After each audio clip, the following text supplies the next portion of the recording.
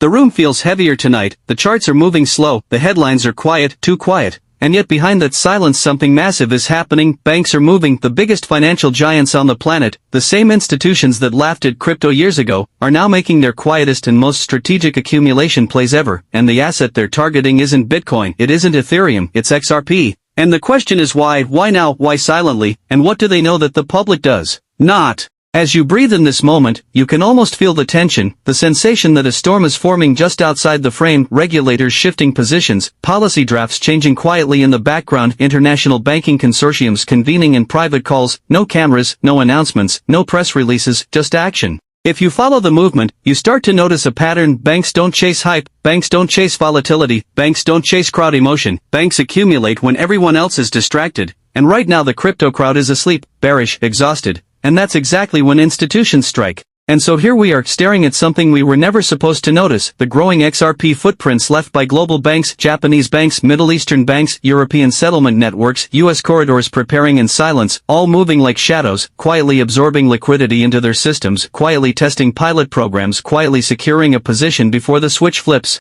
You can hear the hum of something larger, the idea that XRP isn't just a token but a backbone waiting to be activated, the rails of a new settlement era, the infrastructure for a world that is moving to instant value transfer, a world where delays become obsolete, and friction becomes a relic, and banks know this, because they've seen the documents, they've sat in the meetings, they've reviewed the timelines. And as you sit here watching this unfold, you have to ask yourself, why are they acting now? Why are they moving while retail is asleep? Is this coincidence or coordination? Is this caution or preparation? And what exactly are they preparing for? The whispers point to regulation shifts, bilateral agreements forming under the radar, new liquidity hubs taking shape, ISO timelines converging with on-demand liquidity expansion, and it all feels like a countdown, a slow-ticking clock that only the biggest players seem to be listening to. And that brings us to the real question, are banks quietly accumulating XRP because they know something we don't, or because they know something we refuse to believe until now? When you trace the movement deeper, you notice something unsettling. Banks aren't just buying XRP casually, they're positioning strategically, accumulating in ranges where retail feels fear, accumulating when the sentiment is cold, accumulating when the charts look flat and uninteresting, because that's what smart money always does. It moves where attention is not. And as these positions build quietly, a new picture begins to form, a picture of coordinated adoption, a picture of institutions preparing their liquidity structures, a picture of a global network slowly synchronizing behind the scenes, all pointing toward one digital asset designed for speed, scalability, and enterprise-grade settlement, XRP.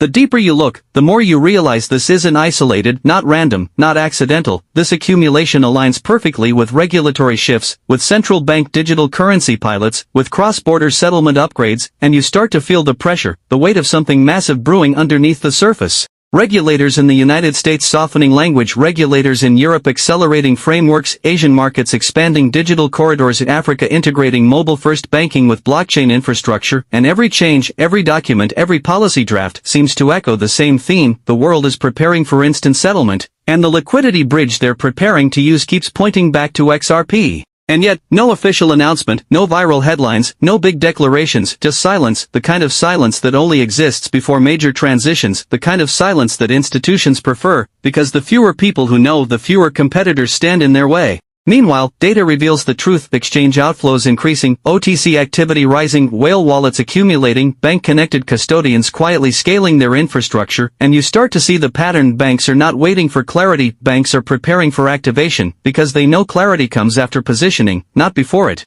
And in this quiet build-up, you feel the tension rising, every breadcrumb pointing toward a global shift, a future where XRP becomes more than a token, it becomes a tool, a utility engine, a settlement rail embedded inside financial systems worldwide, the kind of transformation that doesn't start loud, it starts silent, it starts strategic, it starts exactly like what we are witnessing right now. So as you watch this unfold, you have to ask yourself, what happens when the silence breaks? What happens when these banks turn on their corridors? What happens when the liquidity demand activates overnight? And most importantly, are you positioned before the world realizes what XRP was built for, or will you be among those who wake up too late? And as the final layer of this quiet accumulation comes into focus, you begin to understand something critical: banks don't gamble, banks don't speculate, banks don't chase dreams, banks prepare for certainty, because their systems depend on stability, reliability, precision. And XRP offers exactly that, a digital asset engineered not for hype but for function, for throughput, for global finance at scale, and when you track the timelines, you feel the momentum building, ISO integration expanding, central bank testing accelerating, on-demand liquidity corridors increasing volume month after month, regulatory clarity forming piece by piece until the framework is nearly complete, and you realize the timing isn't random, it's synchronized, it's coordinated, it's intentional.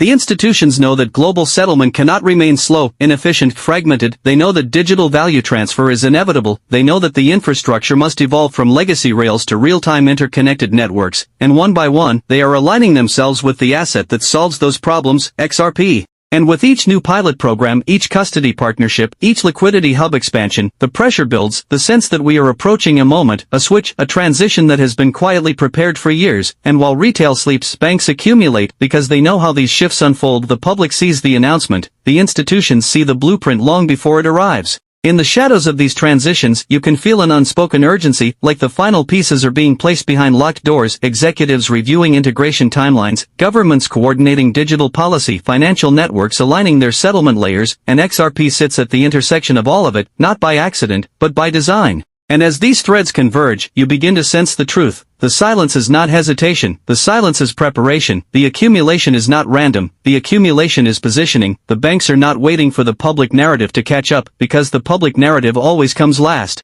So you have to ask yourself, the question no one wants to say aloud: why would banks accumulate an asset they claim not to need? Why would they continue building infrastructure around a token they supposedly ignore? Why would they position quietly unless something massive is on the horizon, something coordinated, something global, something inevitable? And when the moment comes, and the silence finally breaks, and the system flips from preparation to activation, the world will ask how this happened so suddenly. But you watching right now, you know it wasn't sudden, it was planned, it was calculated, it was building quietly beneath the surface the entire time, and XRP was at the center of it, waiting for the world to catch up. Now, we reach the part no one wants to confront. The part buried underneath official statements and polished interviews, the part hidden inside documents the public rarely reads, the truth that these institutions are not experimenting anymore, they are preparing for deployment, for activation, for the moment when the current financial rails can no longer sustain global demand. And as this pressure builds, you can feel the shift in the air, the quiet frequency of transition, the sense that global liquidity is being reorganized in real time, banks rerouting value pathways, governments restructuring compliance frameworks, international networks syncing their settlement layers like gears locking into position, and at the center of those gears, XRP keeps appearing again and again. You begin to notice the patterns in their behavior, accumulating during market despair, accumulating when attention is distracted, accumulating before regulatory milestones, accumulating before infrastructure deadlines, because they know the future doesn't arrive with fireworks or announcements, it arrives with preparation, it arrives with positioning, it arrives with silence. And as these corridors are built piece by piece, the truth becomes difficult to ignore. Why would banks build infrastructure around an asset they don't intend to use? Why would they test settlement speeds they claim not to need? Why would they scale custody solutions for a token they supposedly disregard? And why does every leaked internal memo point toward the same conclusion? XRP is part of their long-term play. The deeper you look, the more the silence makes sense. Silence protects opportunity, silence protects accumulation, silence protects strategic positioning, because once the public understands the scale of what is coming, the window closes, the liquidity tightens, the opportunity shifts from accumulation to competition, and institutions don't want that, not yet.